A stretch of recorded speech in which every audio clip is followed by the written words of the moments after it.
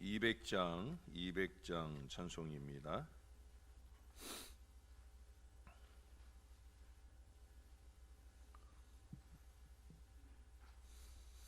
달고 묘한 그 말씀, 생명의 말씀은 귀한 그 말씀 진실로 생명의 말씀이 나의 길과 믿음 밝히 보여주니 아름답고 귀한 말씀 생명샘이로다.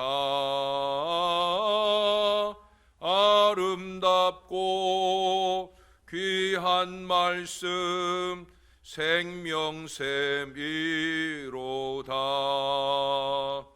귀한 주님의 말씀은 내 노래 되도다. 모든 사람을 살리는 생명의 말씀을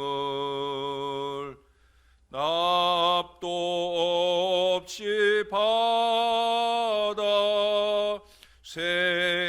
생명길을 가니 아름답고 귀한 말씀 생명샘이로다.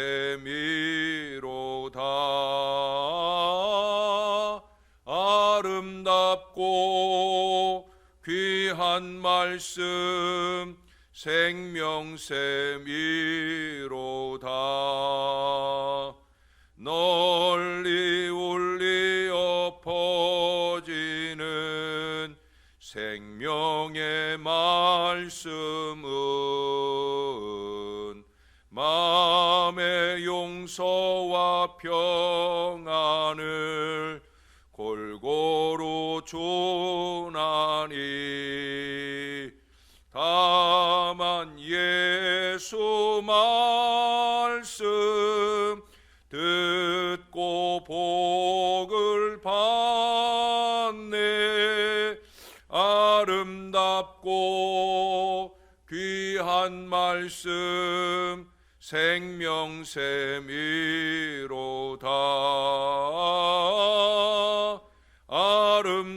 아름답고 귀한 말씀 생명샘이로다.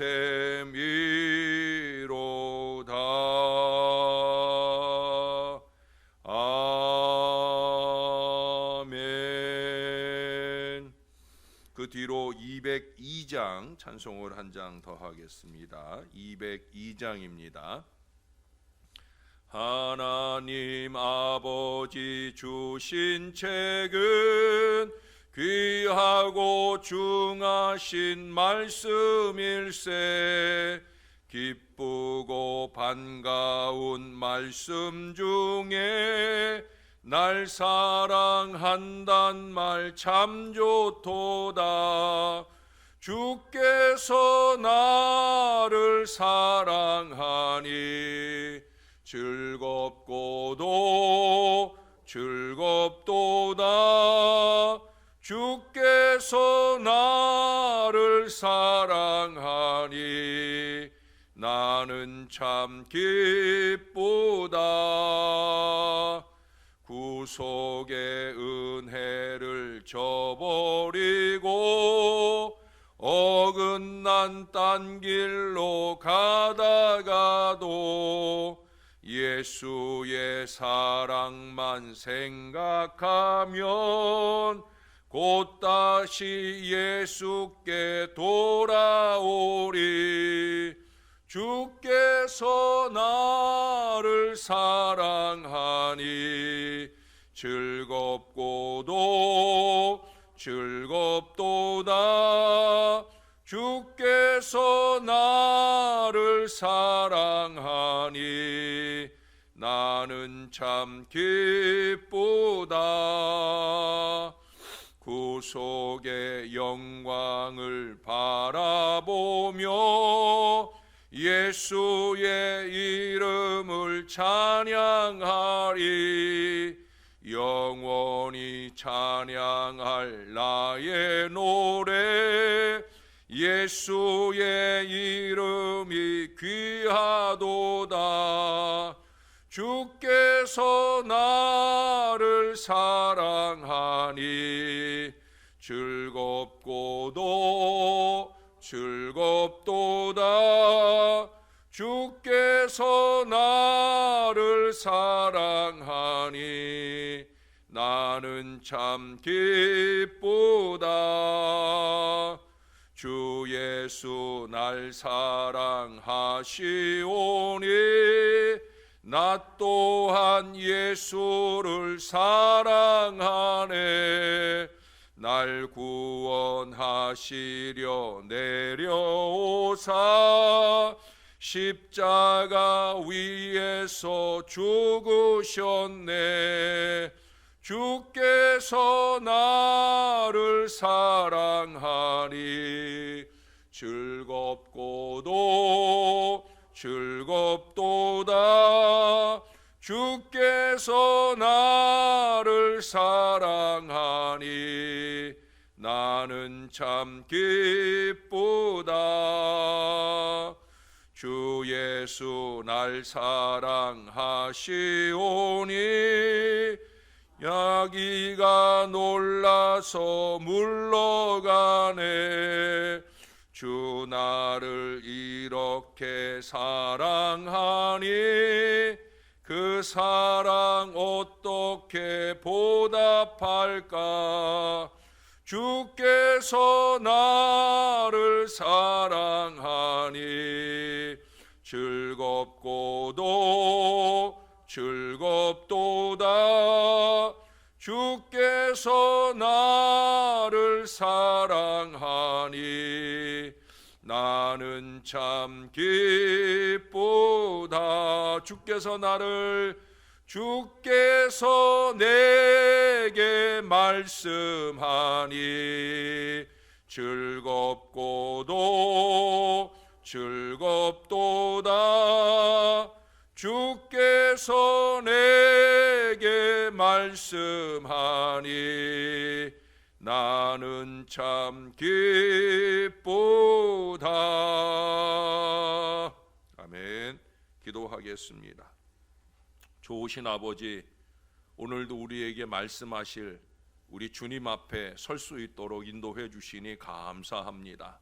우리를 사랑하시는 으뜸된 표시가 주의 말씀을 주시는 것임을 다시 한번 깨닫고 이 추운 날씨에도 불구하고 새벽을 가르며 주님의 존전에 나온 이 귀한 주의 백성들을 주께서 꼭 복되다 하시고 언제나 말씀 앞에서 승리하는 주의 자녀들 다 될 수 있도록 은혜 베풀어 주시옵소서. 감사합니다. 예수님 이름으로 기도합니다. 아멘. 오늘은 에스겔서 2장의 말씀입니다.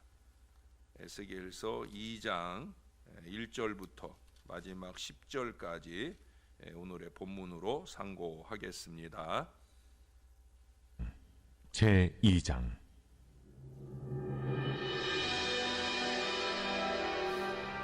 그가 내게 이르시되 인자야, 내 발로 일어서라. 내가 네게 말하리라 하시며, 그가 내게 말씀하실 때에 그 영이 내게 임하사 나를 일으켜 내 발로 세우시기로, 내가 그 말씀하시는 자의 소리를 들으니 내게 이르시되 인자야, 내가 너를 이스라엘 자손 곧 패역한 백성, 나를 배반하는 자에게 보내노라. 그들과 그 조상들이 내게 범죄하여 오늘까지 이르렀나니 이 자손은 얼굴이 뻔뻔하고 마음이 굳은 자니라. 내가 너를 그들에게 보내노니 너는 그들에게 이르기를 주 여호와의 말씀이 이러하시다 하라. 그들은 패역한 족속이라. 그들이 듣든지 아니 듣든지 그들 가운데 선지자가 있음을 알지니라. 인자야, 너는 비록 가시와 찔레와 함께 있으며 전갈 가운데에 거주할지라도 그들을 두려워하지 말고 그들의 말을 두려워하지 말지어다. 그들은 패역한 족속이라도 그 말을 두려워하지 말며 그 얼굴을 무서워하지 말지어다. 그들은 심히 패역한 자라. 그들이 듣든지 아니 듣든지 너는 내 말로 고할지어다. 너 인자야, 내가 네게 이르는 말을 듣고 그 패역한 족속같이 패역하지 말고 내 입을 벌리고 내가 네게 주는 것을 먹어라. 하시기로 내가 보니 보라 한 손이 나를 향하여 펴지고 보라 그 안에 두루마리 책이 있더라. 그가 그것을 내 앞에 펴시니 그 안팎에 글이 있는데 그 위에 애가와 애곡과 재앙의 말이 기록되었더라. 아멘. 제가 목회하는 모든 자리에서 행하는 하나의 좋은 신앙의 습관, 예배의 습관이 있습니다. 물론 우리 교회에서는 이제 주일 낮 예배 때만 하고 있는 일이지만 우리가 하나님의 말씀이 봉독되어질 때 모든 회중들이 함께 일어나는 거예요.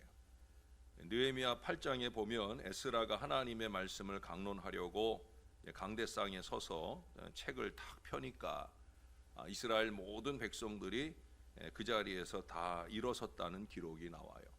그것도 낮 4분지 1 동안 말씀이 선포되는 모든 시간 동안에 계속해서 서 있었다라고 하는 거예요. 실제 이스라엘의 회당이나 성전에서의 예배 중에 말씀이 읽혀지고 선포될 때 그걸 하나님의 말씀으로 받는다 하는 의미에서 감히 하나님께서 말씀하시는데 우리가 어떻게 앉아 있을 수 있느냐 하는 생각에서 모두 일어서서 말씀을 들었습니다. 제가 아주 오래전에 청년의 수련회 기간 중에 그때 이제 처음 설교를 시작할 때 이 느헤미야서 말씀을 가지고 시작을 하면서 그때 그런 제안을 했었어요. 이제 우리가 말씀이 봉독될 때만이라도 일어서기로 하자. 그러고 이제 계속해서 청년 집회 동안에 계속 일어나게 되는데 물론 그 중에 잊고 있다가 남들이 일어설 때 덩달아 뒤늦게 일어서는 사람도 있고 또 수련회 안 다녀온 사람들은 영문도 모르고 왜 일어나서 저러나 이상한 듯 바라보고 그냥 앉아 있는 사람도 있습니다.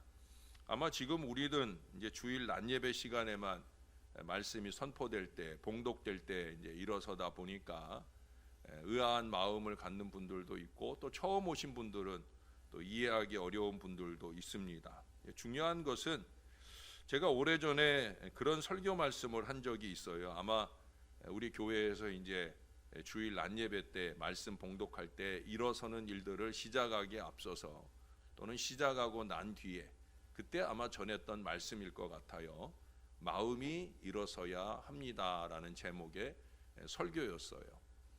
지난달 말 1월 29일인가 마지막 주일이 며칠이었나 하여튼 1월 마지막 주일에도 제가 주보에다가 권 목사의 생각에도 같은 제목의 글을 적었었습니다. 나중에 한번 지난 주보를 찾아서 아니면 홈페이지에서라도 한번 다시 읽어보시면 이제 오늘의 말씀과 함께 잘 정리가 되리라 생각이 듭니다. 말씀이 봉독될 때 일어서는 것은 형식적인 일어섬이 돼서는 안 된다 하는 얘기를 말했었습니다. 말씀을 잘 듣겠다는 다짐의 마음으로 또 무엇보다 이제 이 말씀을 주시면 내가 곧 나가서 그 말씀을 잘 준행하고 전하겠다 하는 이 다짐의 마음이 일어서야 한다 하는 이런 요지의 말씀을 드렸습니다. 제가 항상 그것이 말씀 앞에 우리의 자세여야 된다 하는 그런 말씀을 자주 드리곤 합니다. 여러분 오늘 본문의 1절에서도 보시면 하나님은 예레미야에게 뭐라고 그러셔요? 일어서라 내가 네게 말하리라. 2절에 보니까 누가 일으켜 세웠다고 그럽니까? 하나님의 영, 성령께서 일으켜 세우셨다는 거예요. 이게 그냥 몸만 일어선 게 아니죠. 마음의 성령의 감동과 강권으로 일어선 것이고 이제 주시는 말씀을 잘 듣고 아멘으로 반응할 것이며 나가서 담대히 증거할 것이다 하는 고백적 일어섬이 그 안에 있다는 거예요. 저는 어제 이 말씀을 다시 묵상하면서 큰 위로를 받았어요. 여기 4절 이하에 보니까 에스겔이 가서 말씀을 전하게 될 대상, 그 자손들은 어떤 사람들이라고 적고 있냐면 얼굴이 뻔뻔하고 마음이 굳은 자들이다라고 말씀합니다. 또 6절에 보면은 거기다가 그들은 가시 같고 찔레 같고 전갈 같고 패역한 족속들이라 그들에게 내가 고통을 당할 수도 있겠다라고도 말씀합니다. 또 5절이나 7절에 반복하기를 듣든지 아니 듣든지 하는 말씀으로 보아 안 들을 확률이 아주 높아 보이는 거죠. 실제로 잘 안 듣습니다. 새벽 용사들은 빼고 하는 말씀인데 제가 이렇게 설교를 하면서도 또 주일날에도 1부 설교를 하고 2부 설교를 하면 느껴지거든요.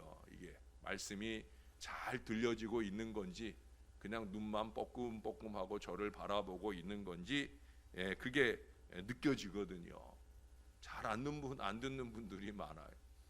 그래서 그런 사람들에게 오늘 에스겔은 하나님의 말씀을 전해야 되는데 그에 비하면 나는 얼마나 행복한가. 새벽부터 초롱초롱 쫑긋쫑긋 그런 눈길로 마음뿐 아니라 눈과 귀가 일어나서 부족한 종이 증거하는 이 하나님의 말씀을 들으시려는 여러분들에게 제가 날마다 전하는 기회가 주어지니 얼마나 수월하고 감사한 일인가 하는 생각이 들었습니다. 사랑하는 여러분, 하나님께서는 말씀에 대해서 미온적인 또 부정적인 반응을 보이는 이 이스라엘 족속과 달리 오늘 에스겔 너는 말씀의 증거자이니까 마음과 정성으로 일어나서 내게 주는 이 말씀을 받아 먹으라고 8절에서 말씀합니다. 9절과 10절에 보니까 그 펼쳐진 말씀의 내용이 두루마리에 어떻게 적혀 있다고 그래요? 어떤 내용들이냐고 하면 애가나 애곡과 재앙의 말이 기록되었다라고 합니다. 여러분 이 부분을 읽어보시면 아마 요한계시록 8장의 말씀을 읽는 것 같은 그런 느낌을 받을 거예요. 그때도 요한 사도에게 말씀을 받아 먹으라 하니까 요한 사도가 말씀을 먹는데 그 입에서는 단데 그 배에서는 쓰게 되었다 하는 말씀을 해요.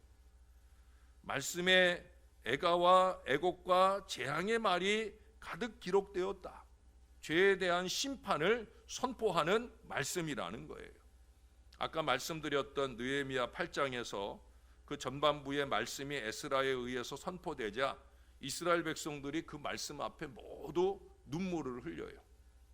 포로로부터 돌아와서 그들이 이제 하나님의 말씀을 듣게 될 때 그들이 왜 울었을까? 뭐 두 가지 이유겠지. 하나는 감격해서 울었을 거예요. 70년 포로 생활을 뒤로 하고 이제 고국에 돌아와서 이제 첫 번째 듣는 말씀이에요.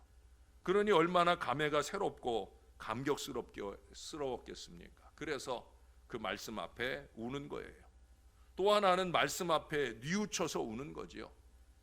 역시도 죄에 대한 심판이 불가피했음을 말씀하심에 대하여 조상들 대신에 회개하는 눈물을 쏟은 것이고 또한 자기들의 부족함으로 인해 눈물 흘리는 그런 시간으로 그들은 울었을 것입니다.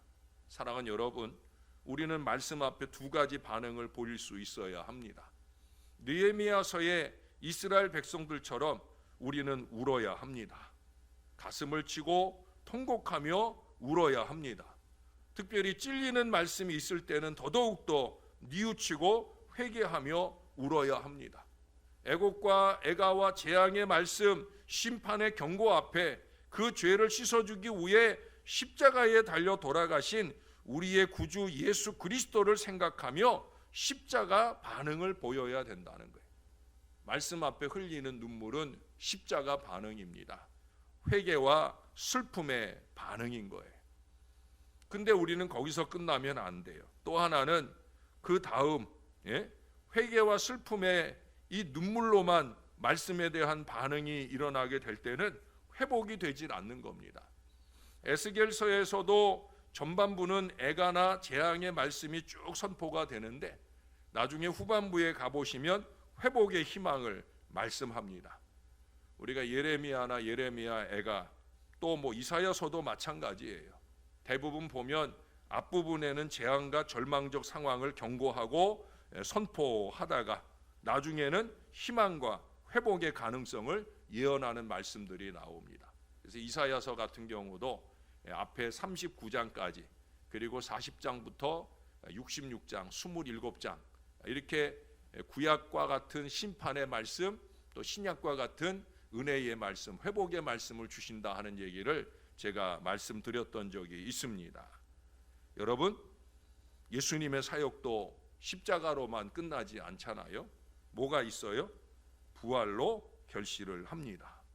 십자가와 부활을 믿어야 구원을 받듯이 말씀 앞에서도 부활의 반응, 즉 감격과 감사로 결단하고 화답할 수 있어야 된다는 거예요. 확신하는 마음으로 기뻐하면서 화답할 수 있어야 되는 거예요. 느헤미야서에서도 말씀이 봉독될 때 우는 그 이스라엘 백성들에게 에스라가 요청을 해요. 오늘은 여호와의 성일인데 여호와를 기뻐하라. 여호와를 기뻐하라. 우는 게 아니라는 거예요. 물론 말씀 앞에 아까 말씀드렸던 그런 감격이나 회개의 눈물을 쏟는 것이 당연하지만 그걸로 끝나면 안 된다는 거예요. 여호와를 기뻐해야 된다. 그래서 그 요구에 이스라엘 백성들이 순종하는 것을 보게 되어집니다. 사랑하는 여러분, 언제나 말씀 앞에 마음이 일어서실 수 있게 되기를 바랍니다. 비록 몸은 앉아서 주의 말씀을 듣게 될지라도 잠시 말씀이 봉독될 때만 일어선 것이 아니라 정말 마음이 일어나서 이 하나님의 말씀을 귀 기울여 드러내시는 여러분들이 되실 수 있기를 바랍니다. 또 들리는 바 주의 말씀에 대하여 항상 십자가와 부활 반응을 통해 말씀의 은혜가 충만한 신앙생활이 될 수 있기를 바랍니다. 우리는 이제 거기서 끝나면 안 되는 거예요. 거기서 한 발 더 나아가 말씀과 기도로 거룩해질 뿐 아니라 그렇게 충만해진 말씀을 뻔뻔하고 굳은 마음의 사람들에게라도 힘있게 증거하는 이 복음의 일꾼으로서의 건강한 사명을 잘 감당해내는 저와 여러분들이 될 수 있기를 오늘도 말씀을 주시는 우리의 구주 예수님의 이름으로 간절히 축원합니다. 기도하겠습니다. 좋으신 아버지 감사합니다. 오늘 이 아침에도 말씀 앞에 일어설 수 있도록 인도해 주시니 감사합니다. 추운 날씨를 무릅쓰고 어렵게 주님 앞에 왔사오니 이 주의 백성들이 얼마나 말씀을 귀 기울여 듣겠나이까. 경청에 듣는 이 주의 말씀이 이들의 마음을 일으켜 세우고 이들의 마음 가운데서 십자가와 부활 반응이 늘 뜨겁게 일어나는 말씀의 사람들 될 수 있도록 은혜를 베풀어 주옵소서. 말씀 없이 신앙 없습니다. 말씀의 은혜가 충만한 거룩한 주의 백성들이 되고 이 말씀이 복음의 소망이 되어 세상 사람들에게 우리로 통하여 잘 증거되는 복음의 일꾼으로서의 능력 있는 역사가 이어지게 도와 주옵소서. 어제부터 사순절이 시작되었습니다. 우리의 영도 일으켜 세워주셔서 우리 하나님 사순절 기간 내내 주님의 십자가 은혜를 기억하게 도와주시고 부활의 영광 앞에 서는데 부족함이 없는 우리 신앙 될 수 있도록 은혜를 더하여 주옵소서. 주님의 손길이 필요한 모든 주의 자녀들을 강력하게 붙들어 주시고 추운 날씨 중에 어려움 만나지 않도록 오고 가는 모든 걸음을 안전과 건강으로 지켜 인도해 주시옵소서. 말씀으로 이 땅에 오셨고 언제나 말씀을 새롭게 더해 주시는 우리의 구주 예수님의 이름으로 기도합니다. 아멘.